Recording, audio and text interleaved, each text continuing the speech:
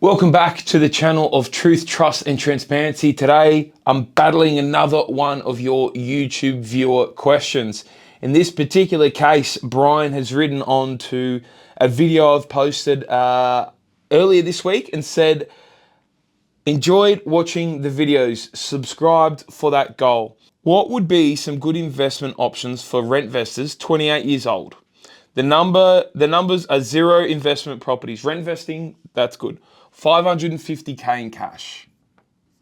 550,000. Congrats on getting your hands on that much money, saving whatever. Access to parents' guarantor property. House is worth 550, 120K remaining debt. Combined income of 200K, likely to increase over the years. Goal is to be able to both have the option to work part-time, not really to retire, but to have the time to really follow what we want to do 3 to 5 years. Now, it's unclear, Brian, if that's what you want to do in the next 3 to 5 years or for 3 or 5 years. So I'm not too sure. Thinking at least 80 to 100K passive. Don't really care for a PPOR for now, but we'll consider in the next 5 to 10 years. Just asking around for different ideas. Cheers, Brian.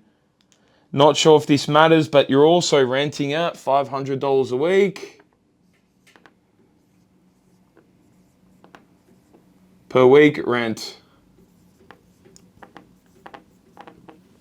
Now, Brian, thank you for submitting. Thank you for giving me a little bit of context around your circumstances. And for anyone else out there, I don't know you guys on the internet, you're strangers. So important to know that these sorts of videos aren't financial advice. You're obviously asking for my opinion, asking for a few ideas, a couple of things to think about.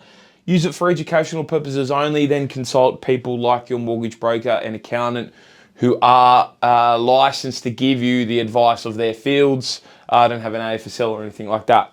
But Brian, I'll be completely honest with you. You can't have it all.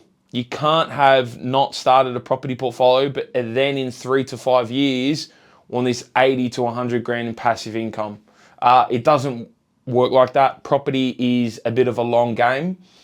I'll give you a long game play here and I'll give you a short game play and then a couple of other little things to think about. Unfortunately, even starting with a good cash amount like you have, it just takes time.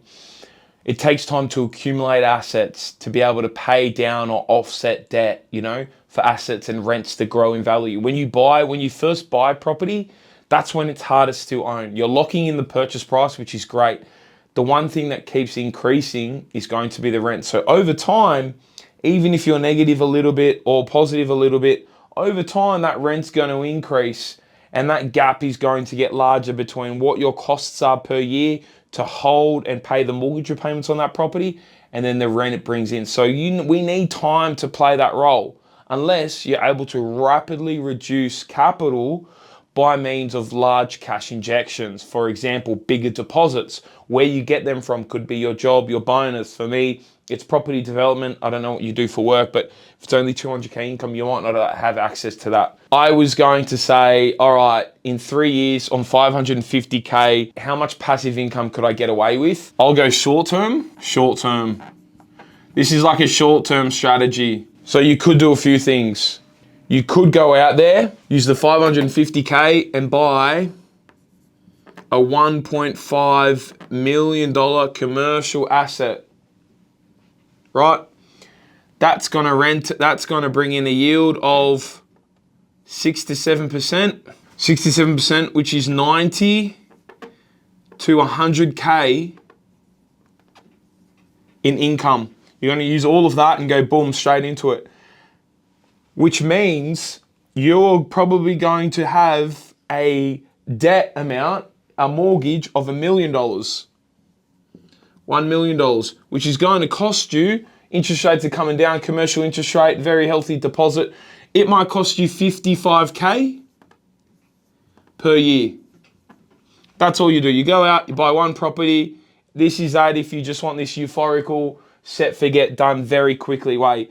You go out, you buy one property, that costs you 50 grand. So you're earning already off the bat one property anywhere from 45 to, you're earning about 40 to 45K per year positive. Benefits of doing it this way: commercial property, tenant handles all the outgoings, so you don't have to worry about maintenance issues or anything like that. 40 to 45K, boom, straight away. You could have something in the next couple of months and be on your way. The cool thing about this and doing it this way is if your rent's $500 a week, it's telling me that you're paying about 25K a year in rent. So not only with this are you paying your rent, being able to really cover your rent, but an extra $500 a week for groceries and to offset a lot of those sorts of bills after you've paid your rent is very decent. And no doubt you could definitely go and start your focus on whatever you want. So that's one way. One thing you have to remember as well around this is that every year you're going to get a rental increase of about 4%. On 100K, that's plus $4,000 per year. So if we leave that, year, year one, year two, year three, four, another four, that's $12,000. Then we're up to about 52K. 52K after 3 years. So that's one way to look at it. The negatives of this way is that you've only built a table with one leg, meaning all you need to do is have this tenant leave, and then you've got $55,000 a year you need to come up with, which will put pressure on your household. So something to think about. Don't know how much risk you want to take, how quickly you want to get into it, but definitely something that you can do in the short term. The other short-term situation, and we're probably really going to be pushing this sort of budget, or with 550K in cash, is we're going to go out and we're going to buy two houses. We're going to look to spend about 125K of cash on this house. Each house, deposit. That is likely going to be 12 to 14% deposit. Now, we want to pay 12 to 14% deposit because that brings the LMI costs down. LMI is lender's mortgage insurance. It's basically an insurance policy. You need to pay the bank to make sure, the bank charges you it, so you need to pay the bank to make sure that you'll pay back the loan. It's a load of shit. But if you do a 12% deposit, what you'll see is the LMI rate that you pay will drop down significantly compared to a 10% deposit. There's a little one for all my listeners out there. So I'm going to go out and buy two properties. They're probably going to be about 500K. 500K, knowing how much money I got. Short term is then I've used up 250. For the other 300,000, I'm going to add granny flats attaching to these houses, and I'm going to pay for them in cash. Why am I going to do that? Because you guys want to get towards this passive income to focus on it. The benefit of this is that we're going to have granny flats that will rent it, and we're looking for in those suburbs where they'll rent it about $500 a week. I can get about $500 per week for the granny flat. So bringing in 26K a pop. 26K a pop. 52,000. The benefit that you have here. So the benefit that you have on this sort of option is that you have a bit of diversity. You have 4 properties or 4 rental incomes. So if one house goes vacant, you are then, you're not having to pay back the mortgage on all of these. The drawbacks is likely, and let's work it out. And the reason that I went 500 is because, and not sort of 600, is because I want you guys to be putting down a larger deposit. A larger deposit means a smaller principal amount, which means smaller repayments, which means the property is moving closer towards being neutrally geared. So let's work it out. If you put down a 15% deposit, that's going to be 75K in cash, plus stamps and all that other stuff. We're probably pretty close to that. which means your mortgage is going to be 425K, okay? Now, repayments on a 425K mortgage, if I do 0.5, interest rates are coming down, 0.0, your repayments per year are going to be 21,250 plus, and as you guys will know from my other videos, there's about $10,000 on a property of this size of other costs per year. Think management costs, think maintenance, think insurances, think water and all those sorts of things. So my expenses per house are going to be 31,250, which means if I go 31,250, if I divide it by $500,000, means I would need to find 6.25% yield for those $500,000 properties.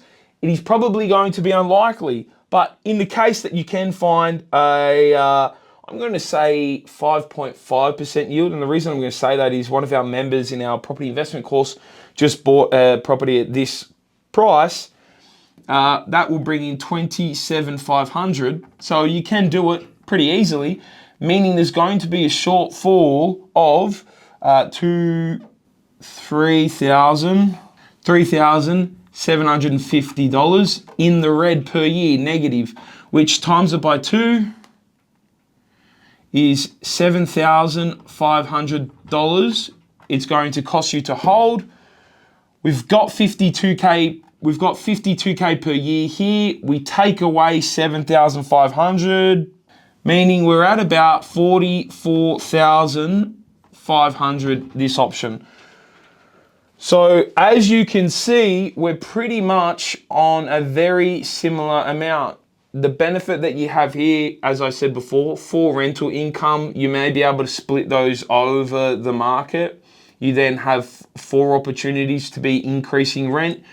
You can also, if you want to get very clever, is you might also be able to do the bedroom arbitrage trick on these 2 houses to get to that 6.25. What that is, if you scroll back through my videos, you'll see I've done a video on it, but that's where you buy a 3-bedroom, convert it to a 4-bedroom. That way you get the rent of a 4-bedroom and you get the value of a 4-bedroom. So that might be a way to do it, to increase the rent on the front properties. But nevertheless, you're sitting about a $45,000 here, and both these strategies in the short term can be done within the next 3 to 6 months. The benefit that you have of the commercial, is you have these rental increases in the lease, but you only have 1 property. The benefit that you have here is that you have technically 4 properties, and you also, one thing I didn't calculate as well, is that you get depreciation. So if you get, say, 2% depreciation, I'm sure we can add probably another 5K onto this,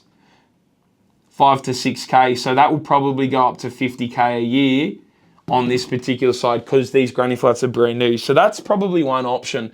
The last short-term option that I would recommend, or that you can probably look into, and I've had people on the Everything Property podcast that have spoken about this, is going to be the room arbitrage model. I've got a couple of friends in this space that do incredibly well in it. I met with a few as well earlier this week. Went to wakeboarding. That's a story for another day. But is where you rent, say, a 5-bedroom house for, it might be a 5-bedroom house, it might be $800 a week. And then you go out and you rent out each of those rooms individually for $300. That's $1,500. You've got $800 there. You maybe have a few costs in between, but you pick up, a couple of $100 per rental, and then you do that model and rinse and repeat. So that's another one. So I'll say short-term room renting arbitrage. STRA is the third short-term option that you want to look into. That's the sort of 2 options that I can see. The next one is going to be the long-term, which, property is a long-term game. I'm sorry to tell you about it. I'm sorry to be that guy. But this is where you need to be strategic with your broker, because with this amount of money, you can go 3, 4, or 5 properties pretty much straight away. If you're going 5 properties, you're spending 110K per property. 4 properties, 140 grand per property. Or if you go 3 properties, you're going 183 grand-ish per property. So, but what this is going to be pending. And what is very crucial that you talk to your broker and your accountant about is the structure in which you buy these properties. You don't have anything yet. You do have a really good sum to start off with. I know trust this issue that has popped up at the moment. So you need to talk to those guys to say, hey, what do you guys think? Because if we're going down the trust route, if you do end up going down the trust route, I'm not saying you should, but if you do, and again, you're buying those $500,000 properties, well, there's 100 grand there in deposits. It's probably 120, 130 grand per property. So it's looking like you're probably going to do this. 5, I don't think you'll be able to, because otherwise you'd need to go like very, very, very cheap. Which has its issues to it. So I'd say conservatively, you could probably go out and hit anywhere between 3 to 4 properties, right? Go out, buy those three to four properties. You've got 20% deposits. The good thing is with 3 or 4 of those, you can let them run for a very long amount of time. In a couple of years' time, when they grow in equity, you can maybe release some equity, or you can save up. What a lot of people do, and what I preach on this channel, is very different to what the buyer's agents preach, because buyer's agents, they want you to scale really fast so they can rinse and repeat and get their bill from you very fast, right? They don't want you on for 10 years. They go, all right, let's get all this. You're capped out, you're done, perfect, see you later, I'm going on to the next client. But let's say you buy 4 and they go up in value. Just remember, when you release equity, you have that loan on top of that new property's loan. So it's a good chance that those properties that you buy with equity won't be positively geared. So if you have this dream of pursuing your whatever else you want to go down and not the property route, if you're going to be using equity in the future, that property portfolio is going to be negatively geared. It's going to cost you, $5,000, $6,000, $7,000 per property, because we're borrowing 100%. And what do I mean by this? Let's use a 500K example, okay? So if you use equity and you go out and you buy a 500, why is my pen gone, man? I need to buy new pens. Oh, I'm changing to red. Sorry, dudes. Sorry, guys. So if you go out and buy a $500,000 property with equity, not only will you use the equity to buy, so you'll get an equity release of say 150 grand. You'll use some for the deposit. You'll also use all the stamps. People pay equity and use it to pay for the LMI stamps and purchasing costs. So you have like a loan of say $530,000 on a property that's worth 500 because you've used equity. $530,000, right, will be your loan. That 500 grand would be the value of the property. Now, $530,000 from the bank at an interest rate of 5% is going to cost you $26,500 per year. We know as well that the property is going to cost you $10,000 in other costs, insurances and all that. So that property is going to cost you $36,500 a year. Again, if we say it's a $500,000 property and it's renting at a yield of 5%, which is very good in today's market, that's going to bring in 25 grand a year rent, which means you're going to be out of pocket $11,000. Now you will be able to do You'll be able to negatively gear that against your income, which means you take $11,000 off your income and you get the tax that you've paid on $11,000 worth back. So it could be $2,000, $3,000. But just know, if you scale with equity, you're going to be in the red probably in this particular case, 6 to 7 grand per property. The other way to do it is just to go out and get these 3 to 4, right?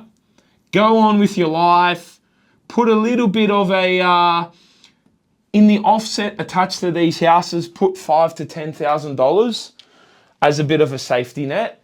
And then in say 5 years' time, when you've been diligent and saved up your money again, is to keep adding to the portfolio. Is to go out there and buy again. 5 years' time, your incomes have went up. The rental income has went up as well over 5 years for all of these.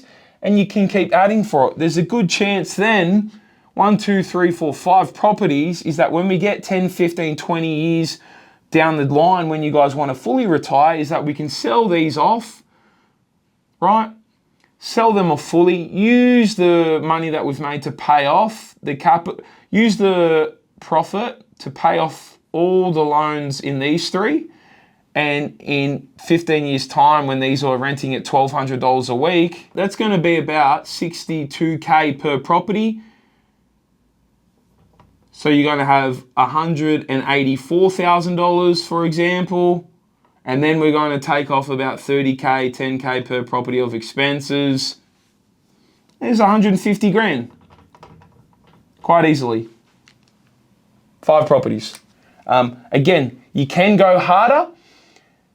You can go harder and you can use equity, but the thing I say to people is just to be conscious that it is likely going to be negative for that first 5, 7, 10 years until the rent catches up. Because think 52 weeks in a year, if the rents went up $100, that would be 5 grand. If the rents went up $200 a week, that would be 10 grand. So how long does it take for the rents to go from, in that suburb, from $500 to $700 a week? You can see how that would take, 5, 7, 10 years. So just be careful. That is a conservative way to do it. If you want to go harder, you can, but you kind of want to have a think about, Brian, is, how hard you want to go, how much of your lifestyle do you want to sacrifice now for the future, or do you just want the short-term gain? If you can, definitely go out there with the cash that you got. 50K a year, perfect. Could be commercial, could be resi. But yeah, that's probably where I would look to do if you want to scale hard. And the people that do scale hard, their incomes have also increased too. Because think about it this way: if you're holding, 7 properties and they're all costing you $7,000 a year each, that's 49 grand. If I'm on $100,000 and I pay 20 grand in tax and I've got 80 grand net and I'm paying 49,000 of it over to my property portfolio, that's going to hurt me a lot. Even if with you and your partner combined income, 200K, let's say it's 150 after tax, 150K after tax, 49 is right on 30%, So it's just something to think about, how hard you want to go and how much of that income. Whereas if you tell me, and I don't know what you do for work, but polar opposite is if your income is 400K, it goes up to say 400K household income. And this is, the people that get wealthy, they focus on growing their income. If you're up to 400K, for example, and after tax, it comes down to even 220K, for example, 220K. Now that 49 grand, take that from it, and we've still got 171, which is a lot more palatable than 200K that goes down to 120. Take away that 50, and you're only on 70. So something to have a think about. Hopefully, Brian, I've given you some things to think about there. Guys, I'm probably going to have to get new whiteboard markers. Might start a GoFundMe. What do you reckon? But yeah, hopefully there's a bit of clarity. Hopefully there's a bit of clarity in there. And as always, guys, I'll see you tomorrow. Oh, before we go, guys, this is the one reason you watch my channel. The one reason you watch my channel. If you got any value from this or any of the 120 or 30 videos I've posted every single day for the last few months, I'm posting every single day until the end of the year. The goal is 2,500 subscribers. Upon putting this video together, I'm down to 737 to go before the end of the year. We're closing in 9th of November 2025. I'm making this video, and I've got 737 to get by the end of this year. So if you found value, you haven't subbed yet, would appreciate it. All my videos are answering and helping you guys out. I'm trying to get to 2,500 by the end of the year. So if you can help me out and decrease this number, I would really appreciate it. But as always, if you have a question and I need to work hard to get that sub from you, put it in the comments and I'm happy to help you out, and I'll see you guys tomorrow.